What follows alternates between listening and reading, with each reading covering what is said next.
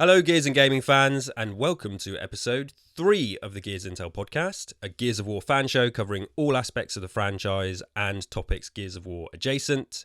My name is KDB, and the Gears Intel squad is falling in today to bring you a theory and speculation episode on the other recently announced Gears of War Netflix project.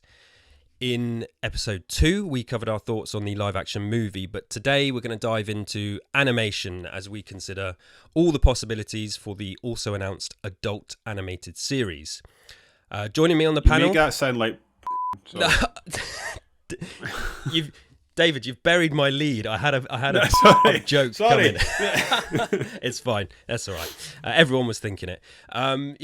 Joining me on the panel today, as always, my Gears Intel squad members. First up, his voice has the reassuring smoothness of a wise and well-travelled warrior, and that's because he spent many years of his life locked in battles with various demons, soldiers, people from other universes, and the occasional monkey driving a go-kart. Pulling himself away from Marvel's snap for the podcast today, it is Mr. David Smiley. Yo, yo. And recovering from his own recent battle with games of the year, some of which weren't even released in the last year, is a man who convinced me to start my Dark Souls journey with the third game in the series instead of the first one. So all those rabid Souls fans now have someone to blame for that. He's an actual walking... DM's open. He's a walking gaming encyclopedia, which is more than could be said for Jack Grealish, who doesn't even know what an encyclopedia is. It's Alex Aldridge. Hello, Alex. Hello, sir. Did you guys see the that thing from Prince Harry's book, where he said that in 1997 he got given an Xbox for his Christmas? Oh shit! No, I didn't see that. Disgraceful. Disband the monarchy on that alone, I reckon. I'm going to have to check that out after. He was like, I got a console for 1987 because it was an Xbox. No, it wasn't. No, to me, though, that calls into question everything else he's saying, because his memory is clearly quite fallible. His ability to Google and just double-check. Yeah. Or hire an editor who would do that for him. Or just ask us. He's got a direct line to the podcast. Yeah, of course. Yeah, DM's open, as you say. I just had the unfortunate, privilege of listening to him talking about his penis, but whatever. Apparently the book sold really well, so some people out there are liking it. Back on topic. So as mentioned, today is going to be a speculation and theory episode. We wanted to continue the coverage of the recent Netflix announcements and get into the weeds for the adult animated series. And as I was going to say, I'm assuming this isn't the type of adult content you find on some of the hub sites out there. So it's we spoke about Batista potentially. This is animated. Well, yeah, we've spoke about Batista as sort of trying to get himself involved in the gear stuff, and we know wrestlers like a good sex tape, don't they?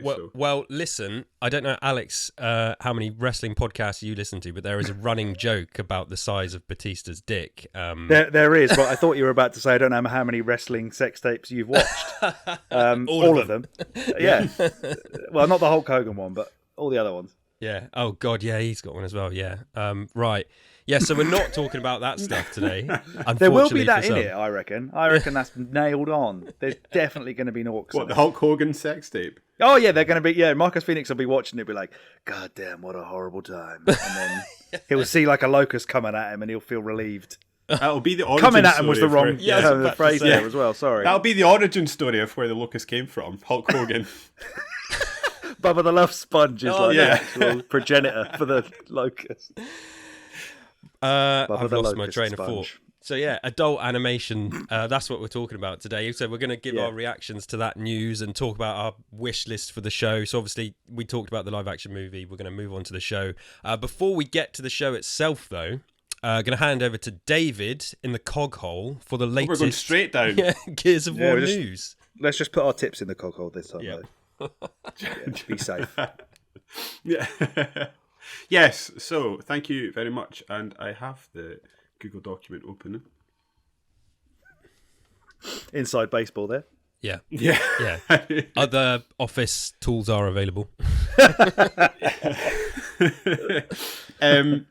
So Steamforged, is it Steamforged Games? Is that what the title of the company name was? Yes, it is. Yeah. They have re-announced the Gears of War card game. Hello, podcast listeners and watchers on YouTube. Sorry to interrupt this episode. I just wanted to jump in because since we recorded this episode, Steamforged have actually officially launched the Gears of War card game. They've launched the pre-orders. So pre-orders for the card game are live now on their website. You can get it in English or Spanish. And it's coming out in April 2023. So do head to their website now for more information and to get your pre-orders in. We will, of course, be covering this more on the podcast in the future. So I guess this is a chance for us to give us reactions and what we think about this. I didn't know this existed in the first place. This is all new to me when you highlighted this to us.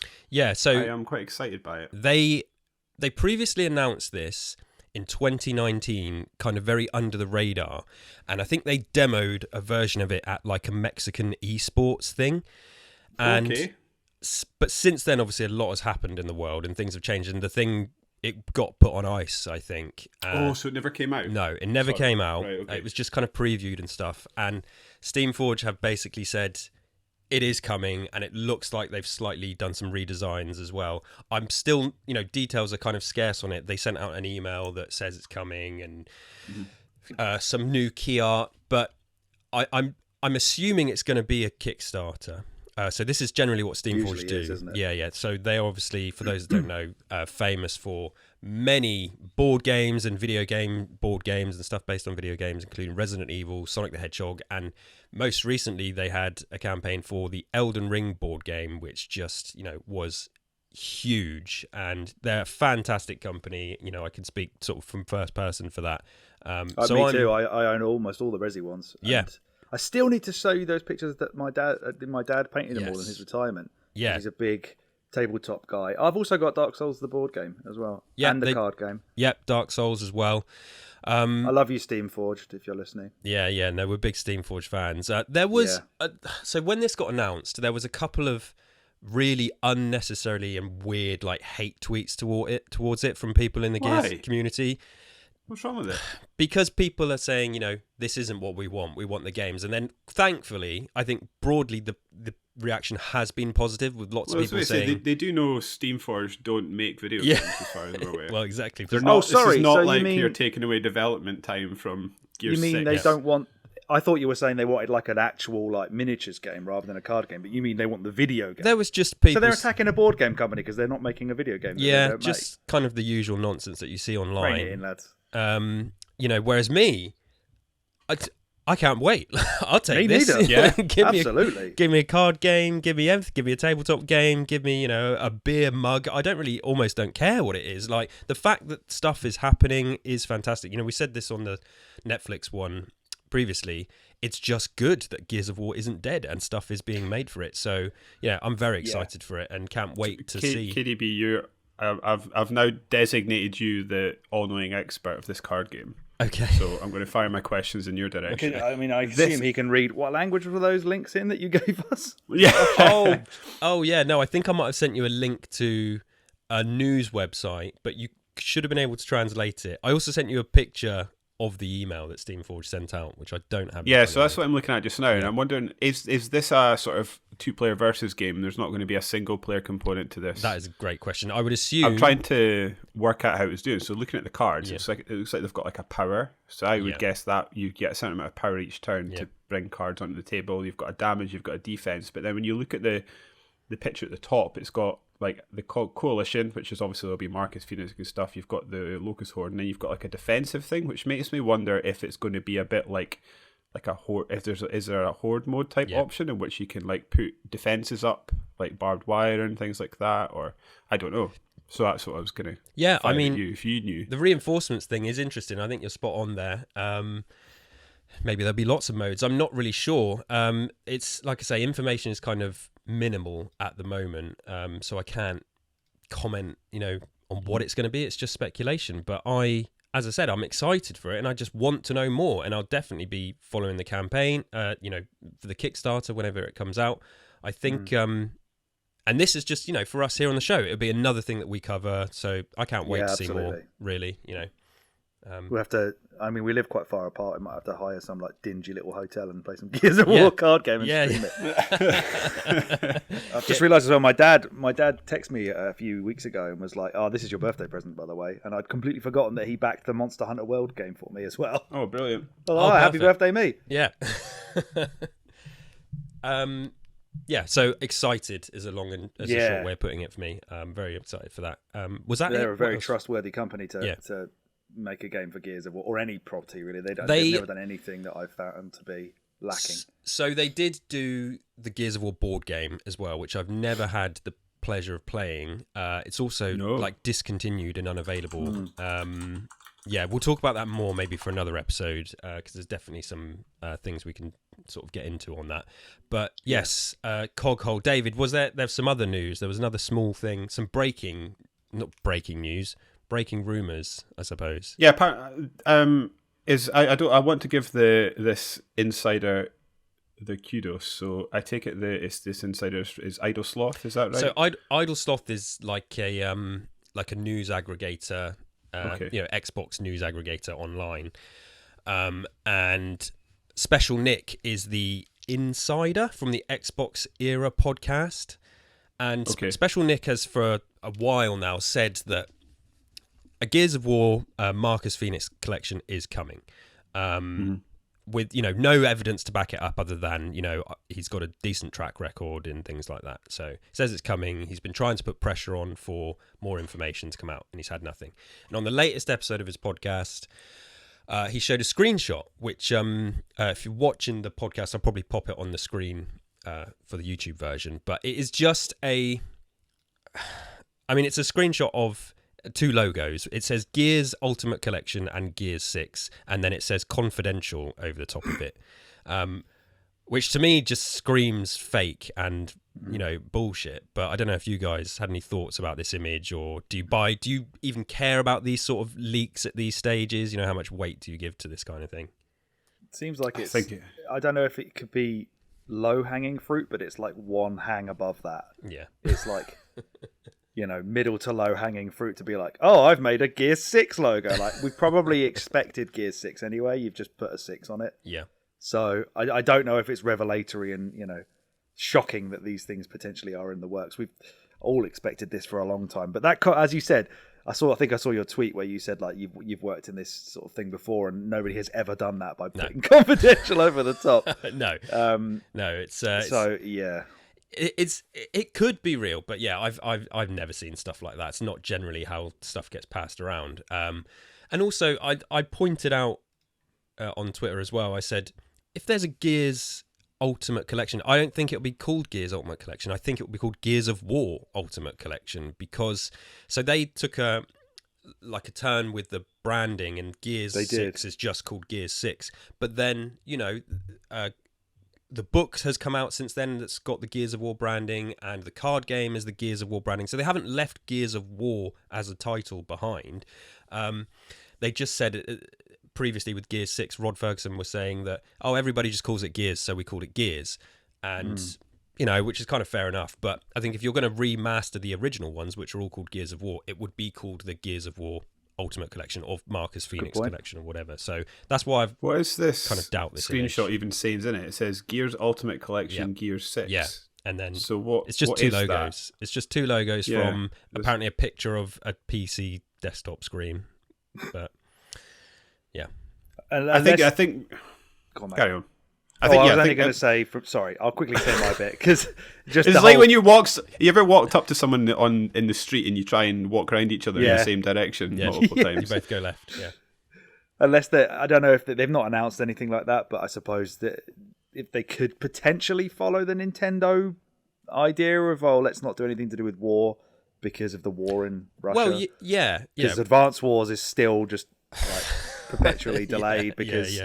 Even though Call of Duty's coming flying out, not giving a shit about any of that. Renamed it Advance. I don't know if that's why they've taken. Maybe you're going to take the war out and just not tell anybody. That is. They do that. That's also my theory as to why GoldenEye hasn't appeared yet, because the enemies are Russian in GoldenEye, and I think Nintendo, like you say, they tread carefully with this stuff. So Yeah, I think Gears of War is more likely to not care, I suppose, for want of a better phrase. So I think this image is probably fake. I don't think it means the games aren't coming out. I think they're probably both coming out. This collection and this Gears 6. So, but yeah, let's not dwell on rumor and innuendo. Let's crack on. I think that was it for the news. David, did I forget anything? Yes. Yeah. The Coghole has been scraped clean. What were you going to say, David, before we kept walking into each other in the street? Basically, what KDB said, I think these things probably exist. I don't think that looks real to me. No. Like you guys said, they don't need to stick confidential over the front of it, because if this exists, they've signed about 100 NDAs. They're well aware that this is confidential. Exactly. They don't need it plastered across the front. Yeah. Yes, it's probably a fake picture, I think. Yeah. What's the redacted bit? I don't know. It's probably another way to try and make it look like they've got a unique asset number or something, and you're like, oh, you'll be able to follow me back. Yeah. What would it even be from? Like a keynote speech? Like, lads, I've got an idea. Yeah, it's Gear 6. You've done it. You've done it again, Rod. Like the he doesn't even work for Gear 6, you bastard. Yeah. Who'd have thought that? So yeah, bravo. So when I look at it, I think if there's any weight to it, it's the end card of a video package potentially, with two logos popping up. But again, I just think the branding is wrong. I don't think it will be Gears Ultimate Collection. I think it will be Gears of War. I could be completely wrong. I know nothing. It just looks like a fake image. So, yeah. Have we looked at does the font look real? Yes, it does. It's the same font from Gears 5. Yeah, the font looks fine. But yeah, that's what I mean. You just get too hung up on this and pull it apart, and it's like, I could create that in 2 seconds. It proves the existence of nothing. Like, I'd rather have. There's been teases, Special Nick and a couple of other people saying that it's coming. For me, that's kind of enough. Like, this image just sort of adds no further weight to it. So, but yeah, I agree. Xbox are going to have news soon. We may get news there for Gears. So, but this podcast will come out after the Xbox Developer Direct, so we may have 3 days from now, isn't it? Yeah, we may have to follow up on it, but yeah, we'll see. Anyway, let's crack on, because we've got to get into the main topic of the episode, which, as I said, is the adult animated series. So this is the second Netflix project which has been announced. Very much like the movie, we have no information other than it's happening, which it's like, we're going to make a whole episode about this, though. Like, we're going to drag this out. So you're welcome. Yeah. But let's start. I feel like, I don't know, I feel like I might need to be carried a little bit on this episode, because I don't want to say I'm not an animation fan. That's stupid. I have friends who are really, really into various anime and animation who might, have better opinions on this stuff. I've got my own opinions, but I thought we could start with David. What's your relationship with like anime and animated movies and shows? Are you a fan of those things? Do you have any favorites? That sort of thing. As a general rule, no. My fan of anime tends to be whatever Alex decides to ram down my throat at any particular given day. You've tried so many times, haven't you? I've tried so many times, yeah. And this is one thing that if you listen to any of our other podcasts that Alex and I do, it's something that it's a sort of an internal battle that I've been having for well over a decade, and now that I seem to have an inability to put into words just what it is about anime, that I just can't quite get over that hump. There's just something. It's like the lots of like, I don't know what, like static scenes with like, I don't know, like visual effects going back, so that they're flying through the air but they'll be in the same place. There's a lot of, if something surprising happens, they go, huh? Or if they're having some sort of they're having some sort of struggle, they just sort of go, and then they've got sweat dripping down their face. It's just like these little tropes. I don't know, they bleed out of their eyes a lot in anime as well. They love that, yeah. I did like Attack on Titan. That was good. Season 1 was, anyway. I didn't ever come back for the rest of them. And I watched an anime once that had a girl in it who saved a cat from getting run over by a car, and it turned out that the cat was a prince from another land, and the girl fell in love with the cat. Wild, yeah. And that was quite good, but I don't know what that was. I didn't expect that ending. That was not set up for. That was quite good coming out of your mouth there, mate.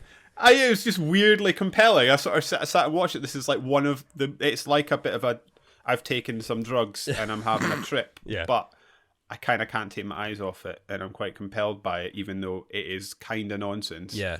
But yeah, so that's it. I'm sort of curious. Yeah. Curious, without really knowing too much about it, if I'm honest. I have like a similar sort of perspective. I think outside of like the mainstream stuff, that's sort of my biggest exposure to anime and animation stuff, that I enjoy. That doesn't mean really I don't like it, though. It's just never been something that, certainly when I was younger, nobody recommended animation and anime stuff to me. It's later in life, stuff has been recommended to me. And Did you watch Pokemon? I watched Pokemon. And this is the thing. My experience with this type of stuff is, as a kid, watching the early 90s American shows, so like TMNT and Biker Mice from Mars and and like all that kind of stuff. And I'm going to touch on those things a bit more in some other topics, but and I watched Pokemon. I loved Pokemon, but I loved Pokemon and the sort of tropes and quirkiness of anime that you picked up on there, David. Yeah, I recognise all of those as well. So I have a weird relationship with it. And a fun fact about me is, so for a very long time, I worked at an animation studio, and there I learned. I was a production manager and then a producer, and I learned about the technical process, and from all different kinds of animation styles, from sort of anime style and full-blown CG. And so very cool. I have this like weird thing where I know loads about animation, but it's not really what I consume. But that doesn't mean I dislike it. Alex, what about you? What's your relationship with animation and anime? I think I probably had some more friends that were into that sort of thing when I was, I guess, around about sixth form era and onwards. So I have got into a lot of stuff in my time. I particularly watched quite a lot of the Batman animated movies that they do under the I have a couple of them actually. The DC universes. They've done so many. Like a lot of their best graphic novels for Batman have been sort of remade, or not remade, but translated into animated movies like Year One and The Dark Knight Returns and things like that. So unfortunately, when I was looking into that, a lot of them were done just by Warner Brothers Animation Studios. So I was trying to think who may be taking over on this Gears thing, and I was hoping some of them were done by outside studios, but they're not. As far as anime goes, I often find that I would go down holes of trying to find stuff that I was potentially going to be interested in, and then would start watching a few episodes and then just play video games instead. That seems to be a key thing, I guess, for probably most of our lives, all of us, where games are the prime hobby, so they take over just trying to sit down and watch a massive anime series. I have got through things like Death Note and Cowboy Bebop.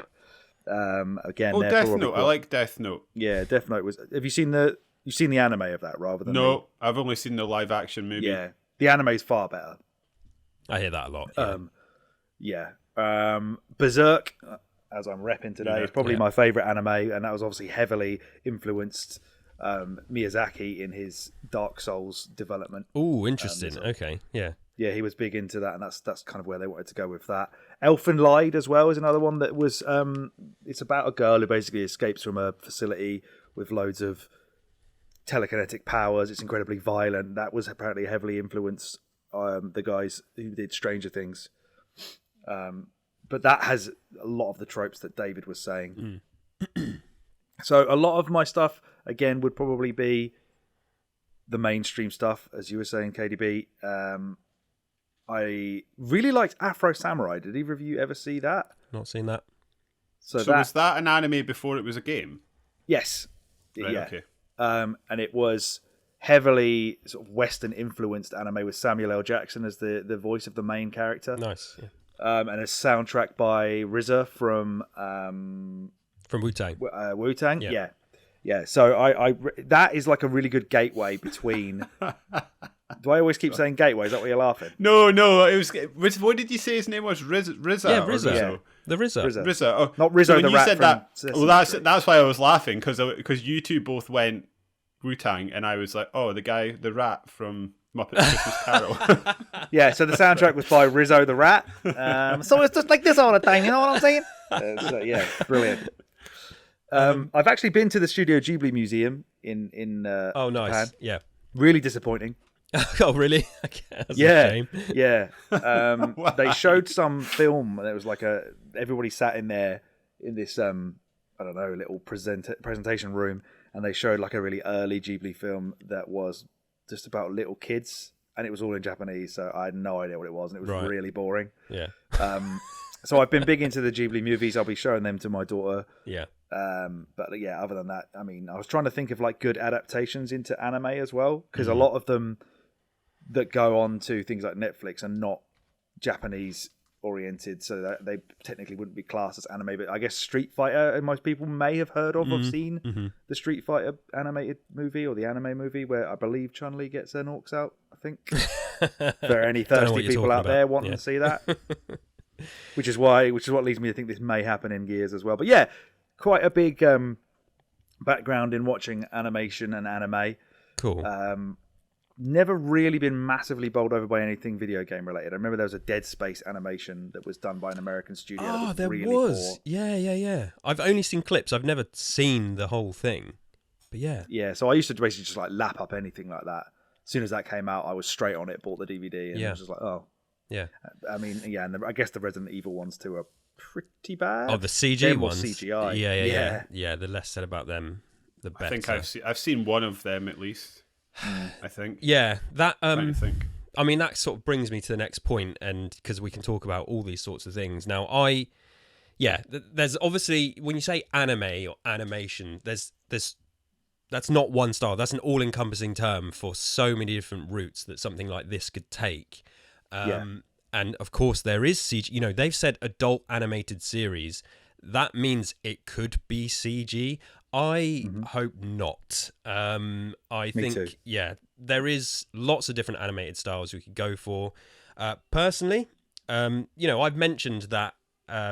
I mentioned the 90s stuff from TMNT, from TMNT to Real Ghostbusters and stuff like that. And it's just, that's all the stuff my exposure was with. But the reason I mentioned that, and same with the Batman, the animated series and those Batman things, that has that traditional 2D style animation, has a grittiness to it and a line style that I think would work well with Gears. And more importantly, so I've got right here in front of me, so the Gears graphic novels, which basically scream that sort of style. Let's not show that page because that will get YouTube striking us. But there we go. Yeah. So David, have you got some as well? Yeah. This classic graphic novel style is more where my head's at when I hope for something like this. So yeah. Alex, do you have a thought on styles? And David, will come to you, but because obviously, as I say, it could be CG, it could be 2D, it could be a mix of both or whatever. But is there anything that you think it could pull from, or but just take it away in that sense? Yeah, I was definitely in the same ballpark as you, that I really hope they don't just go full CGI with it. Yeah, I don't think they would, because Netflix don't tend to adapt game things into CGI, and it would surely take a lot longer and be a lot more costly than it would to create a traditional 2D animation. I was sort of dead set that this is never going to be done by a Japanese studio. And then I forgot that the Cyberpunk is anime, isn't it? Edge Runners, that's actually in Japanese originally, and it's dubbed into English. Who did Arcane? It was that Japanese as well. The League of Legends thing. Yeah, because that's the other really big one. That. Yeah, I'm not sure who did that, but sorry, an interrupt there, but but certainly things like the Witcher stuff, Castlevania, and Dragon Age, they've all been done by either American or European studios. So I think it's probably going to follow along those lines. It's going to probably most likely to be something similar to Castlevania, which was done in the US. And there is, there's quite a lot of visual trickery in the Castlevania series where it does seem to incorporate, maybe not CG, but it's got a lot of unique techniques to it, where it goes sort of blurry and there's a lot of like lens flare and neon and things going on in there. So I feel like it could go more into that style. But if it's not going to be sort of gritty and violent, then I would be very surprised. Yeah, that's the key, isn't it? Because that's what Gears of War is, and I think that sort of you mentioned Cyberpunk and Edge Runners. That's obviously very futuristic and clean looking, whereas Gears is more like gothic and industrial and dark, and the destroyed beauty is that description term that Cliffy B came up with. And so that the grittiness of those old cartoons that I sort of mentioned, I think, that's just sort of could feed into Gears really nice. I think the Locust, for example, just with all the sort of monsters, they have that 80s 90s ugly monster thing that would just be great and at home in that sort of style that I'm looking for. So essentially, as I say, bringing that graphic novel look to the screen, I think, is a route I would really want to see. It's just far more interesting and, like you say, cost effective than CG. I think time wise it's a bit trickier, but cost wise it's probably better. And, maybe it's nostalgia, but it's all that sort of 90s look for me. And I think even with that style, because Gears, it's futuristic to a point, but you have the grittiness, but then like the blue lights of the cog armor sort of seeping through, sort of noir lighting, everything's sort of in half shadow and things like that. So that's a style I really hope they go for. David, would you prefer it was just fully CG, or would you prefer it to go this weird quirky anime route or something else altogether? I think I'm broadly in line with you guys. I'm trying to think, like, so gore is obviously going to be a big thing about it, like what kind of styles lend themselves well to that. I think you're right, the sort of industrial grit, grime, dirty thing works really well. It works on both levels. I guess the Stranded as well. I was calling them outsiders, I think, in the last podcast. But the Stranded, Kevin Nash and Scott Hall. The outsiders, I believe, are just the later iteration of Stranded. They're from Stranded, or something like that. So I just want to. I don't know, like, and I'm fully aware, because like animation is not my forte. I'm about to butcher it, but to my untrained eye, when I look at a lot of these Netflix animated shows, they're made by different people, as Alex, you said. I think there's quite an established style. I can see similarities in the art style. I don't know why that is. I don't know, is that just what the talent does? Is that where the sort of, is that in vogue at the moment, or is that just is that a cost thing? The thing that worries me about that is, to my untrained eye, a lot of these animated shows that you see pop up on Netflix and even Amazon to an extent as well, they're quite low detail to me. They're a lot of like solid colors. There's not a lot of sort of shading, tone, and room for like making these like really beautiful vistas. That's more of an anime thing. That's more of definitely a Japanese style of animation with the vistas, especially. Sure. That worries me slightly, because I think there's a lot of space to really explore stuff like that in the Gears universe, whether that's like picking out details of the Locust, or like making just the environments a bit more interesting, because as we've seen in the first few games, there's a lot of going about in tunnels that are brown and dark, and it worries me that if you take a sort of not bland, but like dull, dank, dark, brown environment and then apply that art style to it, I'm a little bit worried about what you're left with. So it's it was a criticism of the games back in the day, to be fair. It's a completely fair point. And so so as an example, so like here's a page from the graphic novel with the Locust, right? Now, obviously they're incredibly detailed and scary and terrifying. The main reason for that is this is a still image. It's a drawing, it's a painting. If you take that level of detail and you've got to apply it to 25 frames per second, then it becomes extremely more time consuming and expensive, which is why you get a lot of this blocky color, environments that are, with what we call hero shots or close-ups, the details there, but with stuff that's off in the background, it's just, that's a crate in the background or a vehicle. There's no detail on it. It's just basically a shape, which, as long as choices are sort of made smartly, can still sell the idea of the environments and stuff, but generally it's a mix of style and it's a product of production process as well, and absolutely.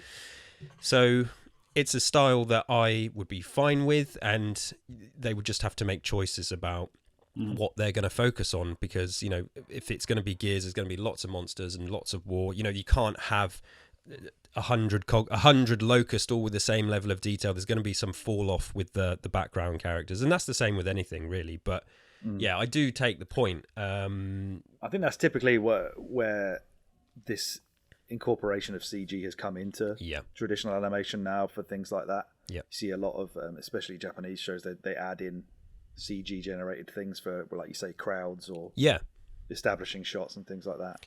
This is why I was disappointed about the Batman movies that have come out in the last 5 or 10 years being all in-house at Warner Brothers, because that gothic, dark, gritty style is something that they have done really, really well. But it's a shame that their talents or their teams are not going to be leveraged for something like this, because it would be a pretty good fit to have that Gotham sort of style. I haven't watched Arcane. I've only seen clips, but I do think the style of that is pretty good, and so that's why I'm interested to know who did that, because that's on Netflix. So again, whether that's just something they've published or distributed rather than actually created, I don't know. But so cool. I think we can agree then. That we would prefer maybe not that CG route. I think, this is why. Well, I'm going to jump ahead actually, because I will jump ahead and say something in a minute. But let's move on to story and character thoughts. I'm just going to add that it was done apparently by a French studio called Fortiche. Okay, yeah. French are generally absolutely banging at animation, to be fair. So that doesn't surprise me all that much. That's cool. That's good to know. What was I saying? So, right, okay, so we've sort of covered style there, but story and characters, and, we went in depth on the angles we thought the live action movie could take, but, what does animation maybe allow that the live action doesn't? David, do you have any thoughts on what an animated production could do with story and characters that, maybe the live action couldn't, or stuff you'd want to see? I was actually thinking about that while you were chatting about a minute ago, because it's kind of struck me that in like another world and in a broad sense, obviously the Last of Us TV show has come out recently and been like absolutely, I've not seen it yet, but been really generally very well received. Like there is a world in which that story can be reworked to fit in a Gears of War type universe, in terms of like humanity's on its knees, member of the Stranded is trying to get somewhere with their young child, and they hit pockets of extreme danger, and then you have that stuff. But I think that stuff probably is a live action thing. Like, I guess like trying to think about the strengths of an animated show, you can go places with the gore, I guess, that you wouldn't necessarily get in a live action TV show. So I suppose they're going to have to lean into lots of Lucas. They don't have to do anything, but to me it's an obvious route to sort of lean into lots of Lucas fighting, lots of heads being chopped off, lots of swords, chain them guns being used. Oh my god, guns. My tongue has gone. Lots of that sort of stuff being used. So I suppose it's probably just going to be a show about the cog. Have you read that graphic novel? Both of you. Did you have the same one just then? Was that the same one? There's a few. Yeah, I've read. I think I've got them all apart from one weird limited thing. Yeah. Are they? I assume they're canon, but they're not the actual story of the games, right? No. They're stories in the universe. They fill in the holes. There's a couple of moments where it does connect to sort of moments from the game and sort of re-visualize some here and there. But it's. If it's of interest to you, Alex, about 2 or 3 weeks ago, I sat and I made a spreadsheet that takes all the Gears games and sort of, what do you call it, outside media books, extended universe stuff, extended universe, and slots it in a canonical. Oh, nice one. And I'd like that. So send it to me. I will share that with you guys. So you can see where everything fits. So that's what I would have assumed the animated show would do, is something similar to the graphic novels, where it like fits in a hole somewhere rather than retells it. Or at least that's what I'd hope. Absolutely. I guess you rate the graphic novels, the two of you? Yeah, they're good. Yeah, they're quite good. Yep. Yeah, there's some characters that have sort of made their way. I think we spoke about this in a previous podcast, but there's characters that have sort of leaked into the games as a result of them being quite well loved in the comics and in the books and things. Yeah, they're quite brutal, and probably more brutal than the games. Even this is what graphic novels do, and David, you sort of touched on it. Animation really, it can do. Visually, it can do whatever it wants. It can sell any idea it wants to you without verging on that sort of uncanny valley and disbelief thing that live action and CG does. And whereas animation and anything you see in animation can be sold to you really easy because it's animation. You're like, your brain already knows this isn't real. it's animation, so you sort of can immerse yourself a bit easier. So the animated series has that on its side with something like Gears, which, you know, it's not The Last of Us. Okay, I know The Last of Us has monsters, but I think Gears sort of takes it to another level, and it has much bigger scope. So visualizing that in live action is difficult. So animation can kind of do whatever it wants, and I think telling a story within the universe is something I would like. Right, we don't need the retelling of the games. As I've said, that with the live action, I'm more than happy with these gap-filling stories, like you said, Alex, and peeks into the games, or flashbacks if you want to sort of appease that route. And then one of the biggest things that you can do in animation is just, you said before, you can bring the voice cast in. If you're gonna you're gonna have characters from the games, you can use the voice cast with no problem, and I think they should. You know, that's a line they don't want to be messing around with. There is almost no reason not to. You could say maybe, if one of the voice actors wasn't that talented, they're all great. They all do great, and I think they could all carry roles in an animated show. So, yeah, Alex. I mean, you watch almost any English dub of any anime that's even remotely popular, and John DiMaggio's in it. Yeah, well, yeah, there you go. Yeah, absolute I guarantee it. King. So I'd be, He's even played the Joker in one of those Batman ones I was talking about. I'd feel personally insulted if they didn't recruit them in. But Alex, did you have any thoughts? Story, character, what can animation do? What can it give us that live action can't? Well, I guess I don't have any additional thoughts on what's already been touched on here. Anything you want to see? I always keep thinking about the Castlevania anime and how you're a big fan of that, right? Yeah, and we're talking about adult animated shows. I mean, that is incredibly adult, way more than the Castlevania games have ever been. Yeah, to the point where it's actually quite like disarming when you first see the Belmonts all swearing. And I mean, there's one scene, spoilers for the show here, where like Alucard has a bisexual threesome and then murders the two people that he does it with. So good lord, seeing Alucard like making it with a guy and a girl at the same time, I just think, that is why I said earlier on when you were talking about, it's not going to be the hub site style adult. I don't think we should discount that, because I can definitely see if they get that studio involved, or they try and ape that, which is clearly their most popular animated show on Netflix in video game adaptations, because they've done 3 seasons of it now. Expect extreme violence, swearing, and potentially sex. Yeah, and hey, fine by me. Yeah, how out of interest, this is a question for both of you. How involved would you like to see the developers in this? So I'm trying to think of like other properties, and we've got like Nintendo with the Mario movie coming out. They are going to be you've got to assume they were hyper involved with the sort of development of that movie. But then there's also the Halo TV show. But it makes me wonder like how involved they are, because Master Chief is not very Master Chief like. Yeah. Like how much do you want to see this be, and are there things that you would be quite happy for them to drop, like Marcus Phoenix being a bit quiet and a bit reserved and a bit just grunty? Do you think if he's in this, to make this better, does he become some sort of wisecracking idiot? So do you want to see definitely don't need to see him walking with his fingers to his ears talking to Anya. Loading screens a whole episode. Let's just swap his do-rag for a cowboy hat, and that'd be really annoying. So what I think is, actually, I think the live action can take more liberties with the characters than the animation could, because the animation is sort of closer to the video games in style, I guess. We're in a funny situation with Gears. So, you mentioned Last of Us. Druckmann is obviously still involved with the Last of Us games, and he's involved with the show. Gears of War, the people who created it are no longer involved with the development of the games.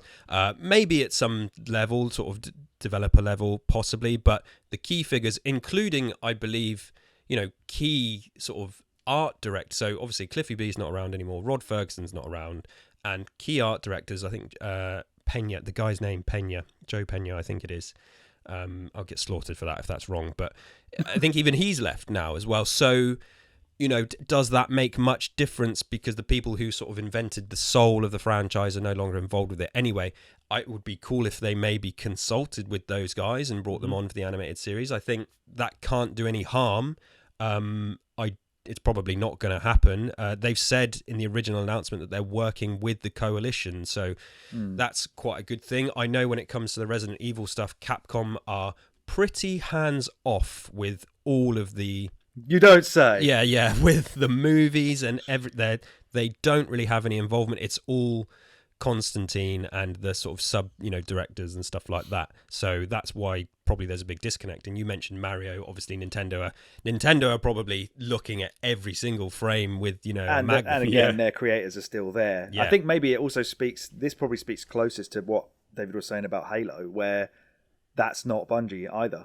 No. So true. That's a similar situation where you said it didn't feel like he was very Master Chiefy. Well, the guys who created Master Chief don't work on Halo anymore, so potentially that's a similar situation to what we're going to have here. Mm-hmm.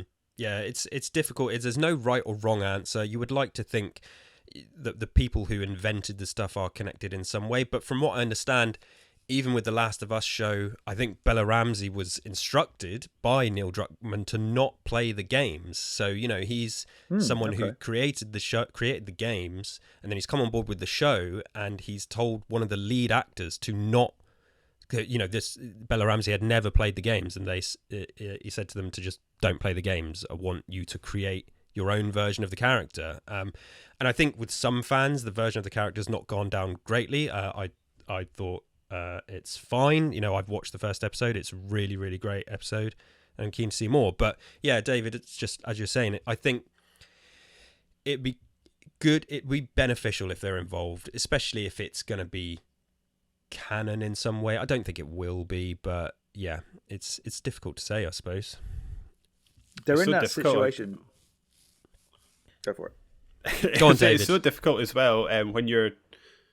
When I was even asking that question, thinking about whether it's a good thing whether they're involved or not. Like, there's so many examples either way. Like, I think with the Doom franchise, I think it's actually been a net good thing for that the original creators have sort of stepped aside, and like a new people that grew up playing the game that are enthusiastic about it were able to take the reins and move that on to another level. Yeah. But then there's also so many Sonic as well. Yeah, exactly. But then there's so many instances of things going the other way that people that aren't connected to the franchise take it on and make a mess of it because they don't quite understand what's special about it. So yeah, I asked you the unanswerable question, I guess. Yeah. Yes, it would. It'd be great if they're involved, and I think when it comes back to the movie, I know Cliff Bleszinski has sort of publicly tweeted he's available for consultation and he'd like to be involved. I don't think that they've got in touch with him. I mean, yeah, it's difficult. It's, they might go in their own direction, but it can't do any harm, I suppose. I think the setup for it coming out at this point in the franchise's life is quite key, but it's also somewhat of a dichotomy of where they could go with it, because obviously the series has somewhat lapsed in terms of its place in the cultural zeitgeist, certainly in gaming. So they are probably either with one of these two, and I would have assumed the live action, going to be trying to target lapsed fans.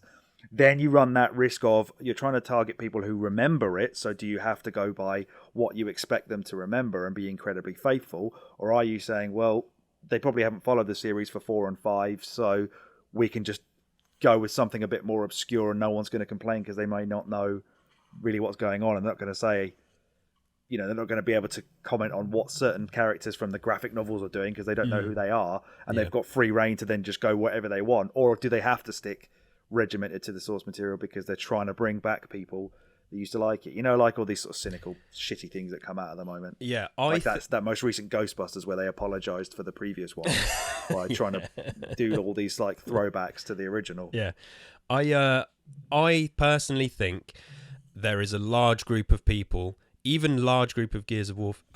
I think appealing to a wider audience with a Gears of War animated series is maybe the wrong move. I don't think it's a wide reaching thing. I've heard obviously that Edge Runners was successful and Arcane was successful, and it's funny because I have a friend who loves Arcane and didn't even know what League of Legends was, and so I guess that sort of contradicts what I'm saying. There will always be people they can reach that aren't fans or that are lapsed fans and casual fans.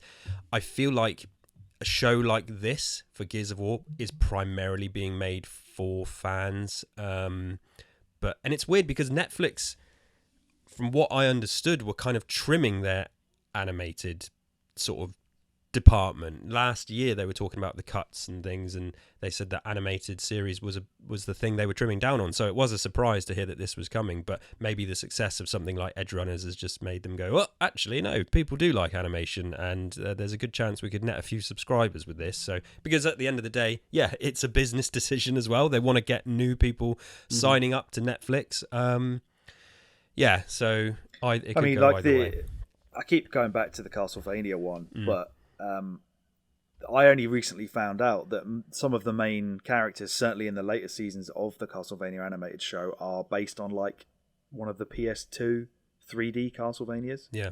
So it's not quite, that is clearly targeted at the real hardcore fans, because when I watched that for a long time, I thought, oh, they're just telling a new story in the Castlevania universe. Yeah. Fair enough. There's a Belmont there, but I don't know who this Cypher is. I don't know who all these Forge Masters are, but they're all in games, just games that were not as massively well received as the originals, I guess. Yeah. Or Symphony of the Night or whatever, even though Alucard is in it.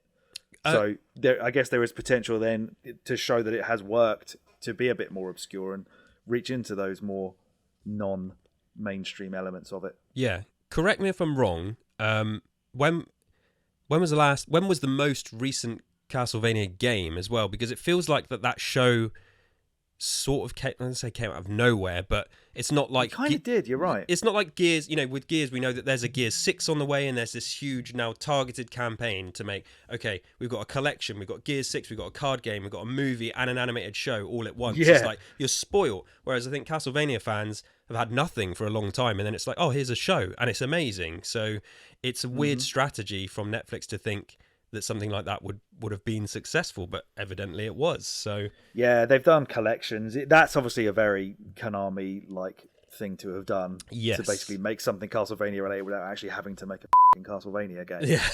Because the last one, I think the proper new release was either Lords of Shadow 2 on the Xbox 360 or be one of the 3DS variants in that. So it's universe. like 10 years. I'm pretty sure. Yeah, it's a long time. Yeah. And it obviously bombed and people hated it. So they've kept their hands away from that cookie jar for a long time and just sort of brought out other things like pachinko machines or whatever. Oh, yeah.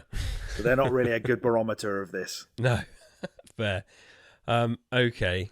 Well, okay. With all that considered then, I mean, I feel like I'm going to know the answer to this from both of you, but David, start with you. What, out of the proposed live action movie and the animated TV series, what are you most excited? What are you more excited for, and why?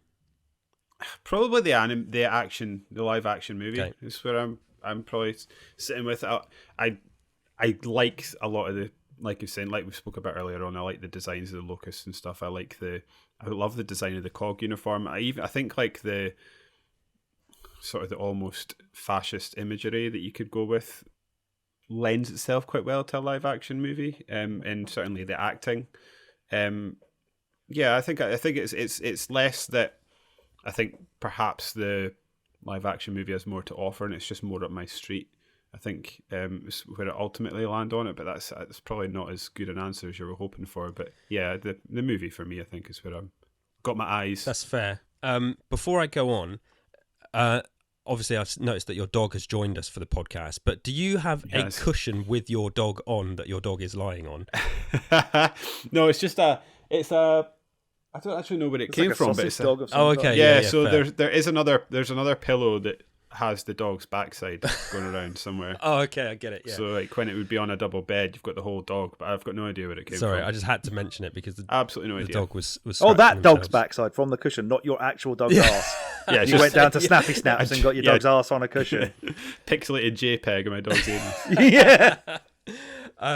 Yes, I thought you might say that, David. I mean, for me, despite my hype for the film and saying that animation isn't my main love, I think I'm definitely more excited for the animation purely for I just think so much more is possible. It's so much more difficult to make mistakes in the animated route.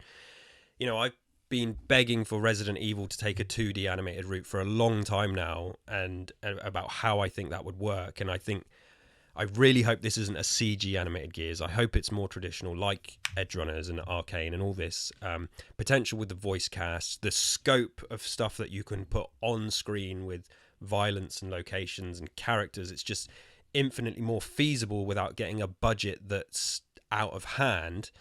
And so with all that, I feel like I'm really excited to see what they do with the movie. I'm far more nervous about that than I think. The animation, as far as I'm concerned, is a can't miss, for want of a better phrase. It's going to be fine or good, isn't it? It's not going to be. It can't be terrible because it really would just bad. look nice, even if the story's not amazing. It would just look great. So, Alex. Whereas the movie could be a train wreck. Yeah, in lots of ways, you could have terrible CG, terrible acting.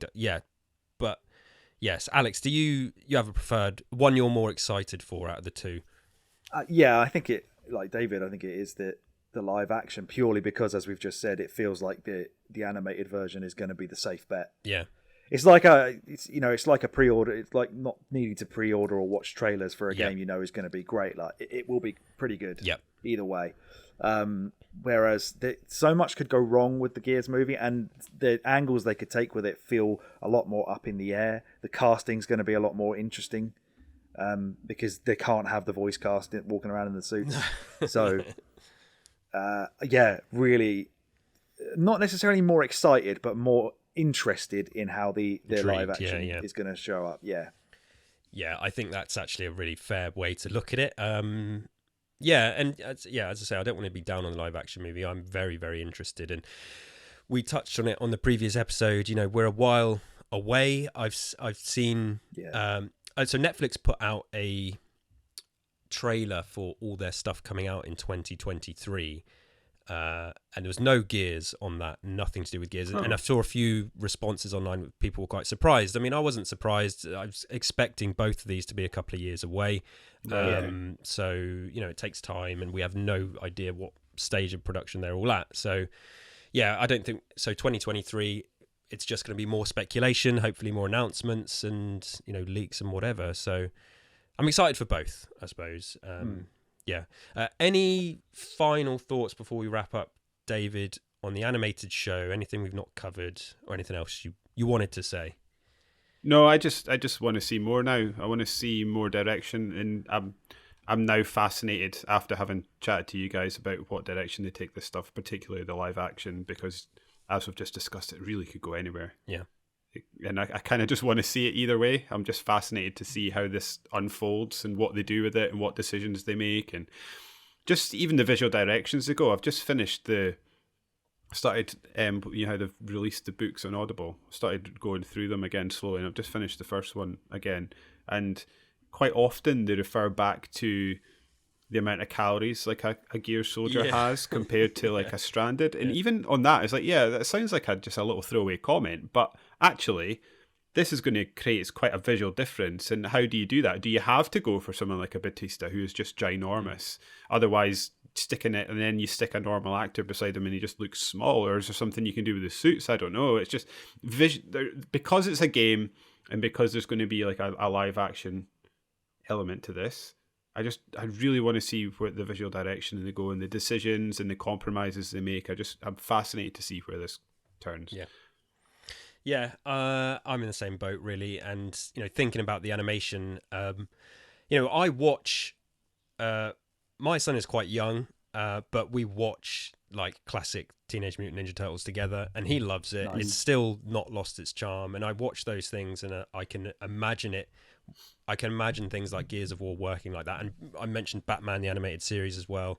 Yeah, and Alex, you've mentioned those movies. David, I recommend some of those Batman movies are really worth watching. The Killing Joke as well is another good one. Give me a list. Yeah, I think I've read the graphic novel, The Killing Joke. It's really, really good. They just released a trailer for a new one as well, didn't they? They do. They do so many. They just churn them out. Yeah, there is a new one on the way. But so for anyone's confused about the sort of style I would like, go and look at some of that Batman stuff. Look at old Teenage Mutant Ninja Turtles, those cartoons. Hey, and look at the Teenage Mutant Ninja Turtles movies, right? If you want to talk about the gritty live-action version. Yeah. Yes. They were very different in tone. Yeah, exactly. Alex, any final thoughts from you on the animated series or the live-action as well? All this Netflix stuff that we've got to look forward to? Yeah, not really. Just as David said, I want an announcement of some kind. I think you talked about it on, I think it was on either the first or second episode, where knowing about things just being greenlit like years and years before they come out. Painful. As a big Zelda fan, I'm really sick of it. Yeah. So can we, just one cast announcement would be great. Yeah. Or a director or something would be really cool to know. Yeah. Like I said, the animation I feel is going to be a safe bet and will probably come out first. But I'm just tentatively waiting for something, anything. For Rizzo the Rat to be announced as Marcus Phoenix. Yeah. For who to be announced? Be amazing. Did you say Rizzo the Rat? Rizzo the Rat. Yeah, that's a callback. That's what we call a callback. Cool. Right. Okay. That about wraps it up for episode 3 of the Gears Intel podcast. Thank you to the panel for joining me today, and thank you for joining us on YouTube or the podcast feeds, whether you're checking out this episode. Please do follow us on Twitter at Gears_Intel. You can find us all individually on Twitter. David is David Smiley1. Alex is at SuperThrillex, and I'm K_D_B_. Please subscribe to the channel, leave a like on the video, comment, and let us know your thoughts on the animated series as well. And please leave us a review on your podcast app of choice. It helps the podcast out in a big way. And there's lots more to come. We'll have another episode sooner rather than later. We've got more things coming to the YouTube channel. Thank you to everyone for their support. And until next time, remember the fallen. Bye.